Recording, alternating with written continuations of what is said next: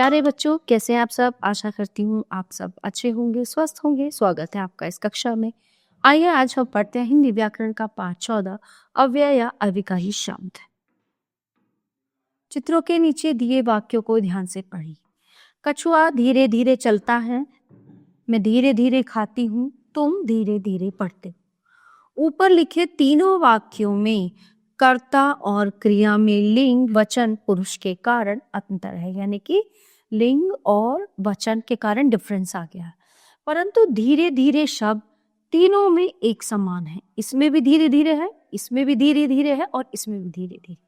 ठीक है, अब इनमें लिंग और वचन में अंतर है तीनों में, लेकिन एक चीज समान है, धीरे धीरे। ठीक है, तो इसमें लिंग वचन पुरुष के कारण कोई परिवर्तन नहीं आया और ऐसे शब्दों को अव्यय कहते हैं।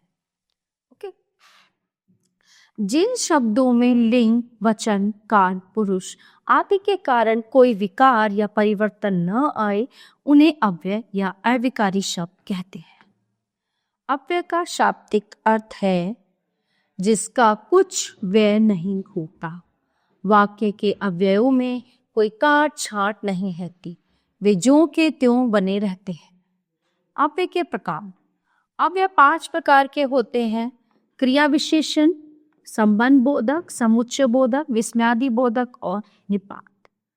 सबसे पहले हम बात करेंगे क्रिया विशेषण के बारे में। मैं प्रतिदिन घूमता हूं, हिरन तेज दौड़ता है और पतंग ऊपर उड़ रही है। ठीक है, तो इसमें क्या है, पिछले पृष्ठ पर दिए गए वाक्यों में प्रतिदिन, तेज तथा ऊपर शब्द क्रिया की विशेषता बता रहे हैं कि क्रिया की विशेषता की क्रिया कैसे हो रही है। ठीक है, ऐसे शब्दों को क्रिया विशेषण कहते हैं। इस प्रकार क्रिया की विशेषता बताने वाले शब्दों को क्रिया विशेषण कहते हैं। क्रिया विशेषण के भेद। क्रिया विशेषण के 4 भेद होते हैं: रीतिवाचक क्रिया विशेषण, स्थानवाचक क्रिया विशेषण, कालवाचक क्रिया विशेषण और परिमाणवाचक क्रिया विशेषण। रीतिवाचक क्रिया विशेषण। हाथी धीरे धीरे चल रहा है, बर्फ लगातार गिर रही है, पक्षी चुपचाप बैठे हैं।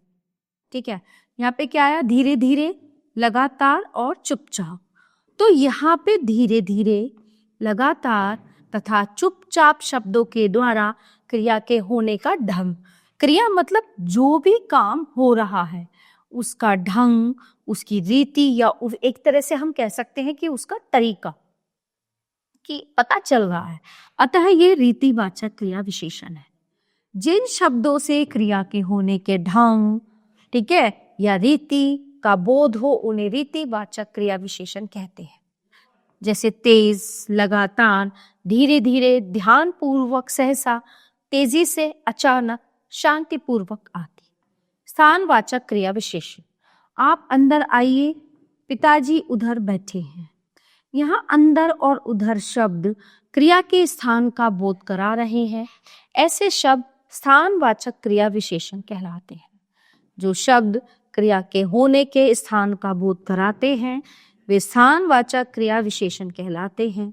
जैसे ऊपर नीचे, यहाँ वहाँ, इधर उधर, बाहर, चारों ओर, आगे पीछे। कालवाचक क्रिया विशेषण। मैं अपना जन्मदिन प्रतिवर्ष मनाता हूँ, दादाजी सुबह आए थे। ठीक है, अब यहाँ पे काल की बात आई।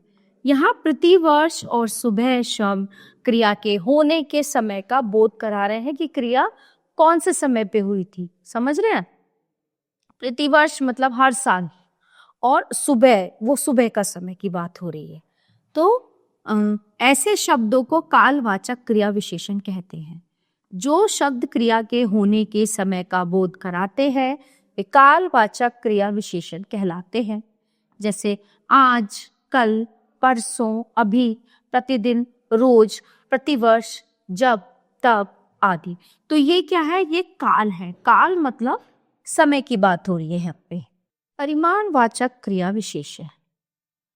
गाड़ी में पेट्रोल कम रह गया, गाड़ी थोड़ी चली। यहाँ कम और थोड़ी शब्दों से क्रिया के होने की मात्रा का बोध हो रहा है। ऐसे शब्दों को परिमाणवाचक क्रिया विशेषण कहते हैं। जिन शब्दों से क्रिया की मात्रा का बोध हो उन्हें परिमाणवाचक क्रिया विशेषण कहते हैं। जैसे थोड़ा, ज्यादा, अधिक, बहुत, पर्याप्त। परिमाण मतलब होता है एक तरह से क्वांटिटी होती है ना किसी भी चीज की। जैसे चावल होते हैं घर में, बहुत सारे चावल, बहुत सारा अनाज, बहुत सारा दूध, इसको हम किलो लीटर में भी जो है कर लेते हैं, है ना। जितना उतना खूब बराबर आता। विशेषण और क्रिया विशेषण में अंतर। कुछ शब्द विशेषण तथा क्रिया विशेषण दोनों रूपों में प्रयोग हो सकते हैं। अंतर इतना है कि संज्ञा या सर्वनाम की विशेषता बताएंगे तो विशेषण और क्रिया की विशेषता बताएंगे तो वाक्य क्रिया विशेषण होंगे। फिर से एक बार सुन लीजिए।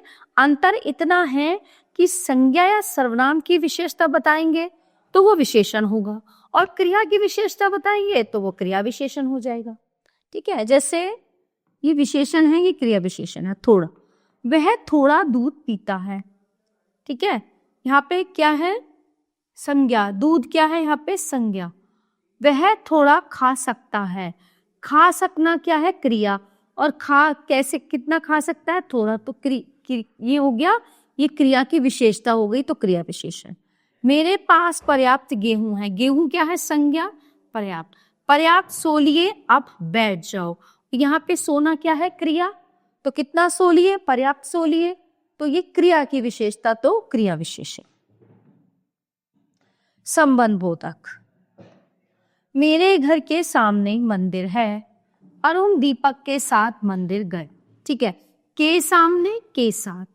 उपर्युक्त वाक्यों में के सामने, के साथ शब्द के अन्य शब्दों के साथ संबंध बता रहे हैं। ऐसे शब्दों को संबंध बोधक कहते हैं।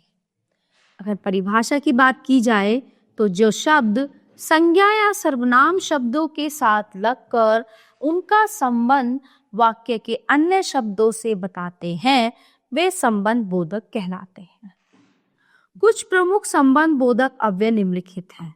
कालवाचक, के आगे आगे पीछे, बाद, पहले, पूर्व इत्यादि। स्थानवाचक, के आगे, के पीछे, के बाद, के नीचे आदि। दिशासूचक, की ओर, की तरफ, के आर पार। साधनवाचक, के द्वारा, के हाथ, के सहारे। हेतुवाचक, के लिए, के निर्मित, के वास्ते। विरोधवाचक, के विरुद्ध, के खिलाफ, के विपरीत। सहचरवाचक, की अपेक्षा, के साथ, के साथ। व्यतिरेकवाचक, के अलावा, के बिना, के बगैर, के अतिरिक्त। विनिमयवाचक, बदले, जगह एवं। सादृश्यवाचक, के समान, की तरह, की भांति, के बराबर, के तुल्य, के योग्य, के लायक, के सदृश। ठीक है, संबंध बोधक अवयव के प्रयोग के कुछ और वाक्य देखिए। जौ के साथ भुन भी पिसता है। तुम्हारे सिवाय मेरा कौन है। गर्मी के मारे बुरा हाल है। घर के अंदर चलो। किसान खेत की ओर जा रहा है। तुम बाजार की तरफ जाओ। संबंध बोधक और क्रिया विशेषण में अंतर। कुछ शब्द ऐसे हैं जिनका प्रयोग संबंध बोधक और क्रिया विशेषण के रूप में होता है यदि ये क्रिया की विशेषता कब, क्यों, कहाँ, कैसे आदि से बताएं तो क्रिया विशेषण होते हैं, और यदि संज्ञा दूसरे संज्ञा या सर्वनाम से संबंध बताएं तो संबंध बोधक होते हैं। जैसे मोना ऊपर बैठी है, स्थानवाचक क्रिया विशेषण। कौवा पेड़ के ऊपर बैठा है, संबंध बोधक। बाहर बैठो, स्थानवाचक क्रिया विशेषण। घर के बाहर कौन थे, संबंध बोधक। फिर आता है समुच्चय बोधक। सौम्या और आराध्या ने गाना गाया, उन्होंने अच्छा गाया इसलिए उन्हें इनाम मिला। यहाँ और इसलिए शब्दों ने दो शब्दों अथवा वाक्यों को जोड़ने का कार्य किया है। ऐसे शब्दों को समुच्चय बोधक कहते हैं। ठीक है, जो शब्द वाक्य में दो पदों, शब्दों, वाक्यांशों या उपवाक्यों को जोड़ने का कार्य करते हैं उन्हें समुच्चय बोधक कहते हैं। जैसे और, तथा, लेकिन, किंतु, परंतु या अन्यथा आदि। समुच्चय बोधक के दो भेद होते हैं, समानाधिकरण समुच्चय बोधक और व्यधिकरण समुच्चय बोधक। समानाधिकरण, इसके चार उपभेद होते हैं, संयोजक और वह एवं तथा, विभाजक, या व अथवा की, चाहे न, न की, नहीं तो अन्यथा। विरोध दर्शक पद, परंतु, किंतु, लेकिन, मगर, वरन, भले। परिणाम दर्शक इसलिए, सो, अतः, अतएव। व्यधिकरण समुच्चय बोधक, इसके भी 4 उपभेद होते हैं। कारणवाचक, क्योंकि, जो, कि, इसलिए कि। उद्देश्य, कि, जो, ताकि, इसलिए। संकेतवाचक, जो, तो, यदि तो, यद्यपि, तथापि, चाहे, परंतु, कि। स्वरूपवाचक, जो, कि, अर्थात, यह। विस्मयादि बोधक, आहा क्या मौसम है, हाय मैं बर्बाद हो गया, शाबाश तुम प्रथम आए। उपयुक्त वाक्यों में रंगीन छपे शब्द आहा, हाय और शाबाश शब्द मन के भावों को प्रकट कर रहे हैं। ऐसे शब्दों को विस्मयादि बोधक कहते हैं। जो शब्द विस्मय, घृणा, हर्ष, भय, शोक आदि भावों का बोध कराएं, वे विस्मयादि बोधक कहलाते हैं। कुछ विस्मयादि बोधक शब्द निम्नलिखित हैं। शोक बोधक, हाय हाय, हे राम, ओ। भय बोधक, बाप रे बाप रे बाप। हर्ष बोधक, आहा शाबाश धन्य। स्वीकृति बोधक, अच्छा बहुत अच्छा। आश्चर्य बोधक, अरे क्या सच। घृणा बोधक, शीधत। संबोधन बोधक, हो अरे। आशीर्वाद बोधक, जियो जियो। निपात, मुझे मात्र 10 रुपए चाहिए, मैंने ही सब कुछ लिया। यहाँ मात्र तथा ही शब्द से 10 रुपए तथा सब कुछ लिया पर विशेष बल दिया गया है। ऐसे शब्दों को निपात कहते हैं। जो अव्यय शब्द वाक्य में किसी पद को विशेष बल प्रदान करें, वे निपात कहलाते हैं। निपात शब्दों का कोई स्वतंत्र अर्थ नहीं होता, ये केवल बल देने के लिए प्रयोग किए जाते हैं। जैसे मैं तो अपनी सब्जी नहीं खा सकता, इस काम को महेश ही कर सकता है। कुछ अन्य निपात केवल अर्पित ही यह पत्र पढ़ सकता है। भर, उसने मुझे देखा। भर है भी, वह भी चला गया। मात्र, यह सीट मात्र महिलाओं के लिए है। ना आ पाएंगे, न तक, मुझे गांव तक जाऊं। तो आइए दोहराते हैं क्या है इस पाठ में। क्रिया की विशेषता बताने वाले शब्द क्रिया विशेषण कहलाते हैं।